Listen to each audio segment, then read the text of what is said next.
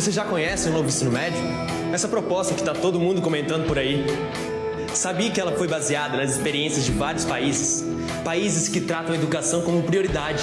E que ela vai deixar o aprendizado muito mais estimulante e compatível com a realidade dos jovens de hoje? Pois é, agora além de aprender o conteúdo obrigatório, essencial para a formação de todos, e que será definido pela Base Nacional Comum Curricular, já em discussão, eu vou ter liberdade de escolher entre 4 áreas do conhecimento para me aprofundar, tudo de acordo com a minha vocação e com o que eu quero para a minha vida.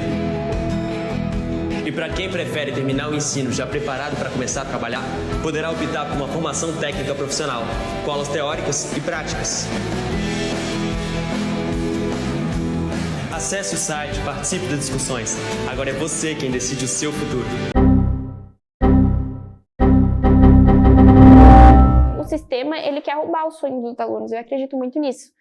Ele não quer fazer com que o aluno o aluno cresça, tenha um emprego bom, faça uma faculdade de qualidade, sente do lado dele numa mesa para discutir algo sério, assim, ele não quer, porque ele sabe que o maior inimigo dele é o próprio estudante. O inimigo do sistema, o maior inimigo do sistema são os estudantes.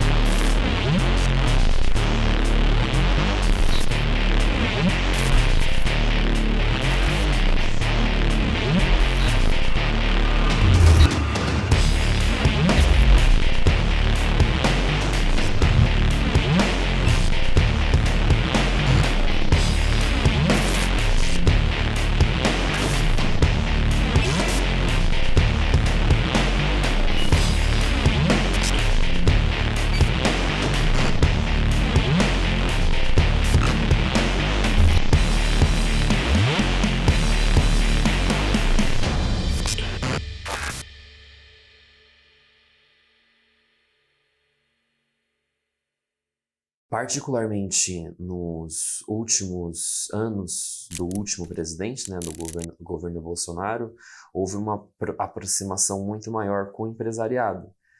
E a gente vê algumas aspectos da reforma do ensino médio voltados para essa questão empresarial. Então, de como se propõe que são feitas as novas disciplinas, a quem elas estão servindo, né? E parece que não tem mais um foco como havia tanto antes na questão do vestibular, de prosseguir no ensino, né, no ensino superior. Então é focar para dar conta de instruir esse aluno o máximo possível no ensino médio, como se fosse parar ali, sabe? Para a gente pensar em uma reforma de currículo do ensino médio, a gente tem que primeiro, antes de tudo, pensar na formação desses professores que vão atuar nesse novo currículo, né? Então não há nenhum tipo de formação. Às vezes o professor ele tem que elaborar da maneira como ele consegue, porque a gente tem às vezes também problemas que são estruturais, né, da escola, de ausência de recursos, salas de aulas que estão superlotadas, e a gente tem que se virar dentro do que a gente consegue dentro da realidade. Você tem aí professores que são formados e fizeram anos e anos de uma faculdade específica para dar aula sobre um tema específico, chegam na sala de aula num dia para dar uma aula e estão dando outra, né? Eu tenho um trabalho que eu fiz numa matéria de sociologia que eu tinha que entrevistar um professor. Eu entrevistei uma professora da escola em que eu fiz o ensino médio, né? E ela estava contando, assim, entre os relatos, que tem um professor de história que está dando aula de robótica. Então, são coisas completamente distantes e que com certeza desvalorizam, né? Esse processo de aprovação do novo ensino médio, ele foi absolutamente de cima para baixo. Aliás, ele ouviu muita gente, sim. Ele ouviu o grupo Todos pela Educação, que é a Fundação Lehman, que é o iFood, que são as grandes empresas. Esses ele ouviu. Agora o professor que está lá no chão da escola todo dia, ele não ouviu. Para nós, essa discussão da parte do ensino médio oferece uma grande oportunidade de mudança, necessária para superar a baixa aprendizagem e a alta evasão desta etapa. No documento em discussão do ensino médio, nós vemos também características positivas. Enxuto, abre espaço para as redes interpretarem e contextualizarem com saberes locais. Foca no desenvolvimento integral do aluno. As 10 competências gerais da BNCC, como empatia, pensamento crítico e criativo, cidadania e resiliência, já muito importantes nas partes de educação infantil e fundamental, ganharam ainda mais destaque. E induz a interdisciplinaridade. A organização em áreas de conhecimento ao invés de disciplinas não significa que o conhecimento disciplinar sumiu. Significa mais flexibilidade na organização dos projetos por problemas. Essa versão também avança na promessa de oferecer aos jovens o protagonismo na sua trajetória curricular. Não há país no mundo com bons índices de aprendizagem de conclusão da educação básica que não ofereça aos jovens alguma escolha de percurso. É muito complicado, porque a gente escolhe o curso que a gente vai cursar no ensino médio integrado quando a gente tem, 14 anos. Então, as coisas mudam muito, né? A maioria das pessoas que se formam no ensino técnico e do médio ao mesmo tempo não seguem a carreira que elas fizeram o curso técnico. Mas é uma preparação muito melhor do que para as escolas técnicas, para as escolas estaduais ou para as municipais, assim, que não tem o ensino técnico, né?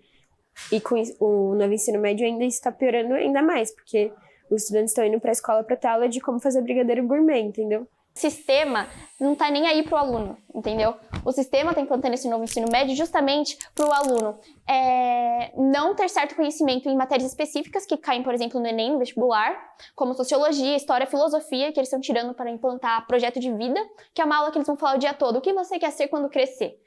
Aí, fazem uma roda e aí você responde, passam pro próximo e é todo dia isso. Não faz sentido. Podia estar aprendendo, sei lá, matemática, história, né? Mas eu acho que hoje, no geral, as escolas não estão preparadas para... Não são formadas, né, para preparar o estudante pro mercado de trabalho, assim. Mais para ter uma mão de obra barata do que para formar uma pessoa que vai seguir uma carreira e tudo mais. Eu acho que isso está muito mais atrelado às escolas particulares, né? O que é, enfim, triste. Cara, eu sou a favor de revogar, mas, o que é a minha voz perto, entendeu? O que é a voz do estudante perto deles? Infelizmente, eu acho que, assim, todos os estudantes, que eles estão fazendo muito na FENIT, na ENET, né? Eles estão se unindo para a revogação do novo ensino médio. Vamos suspender a portaria 521,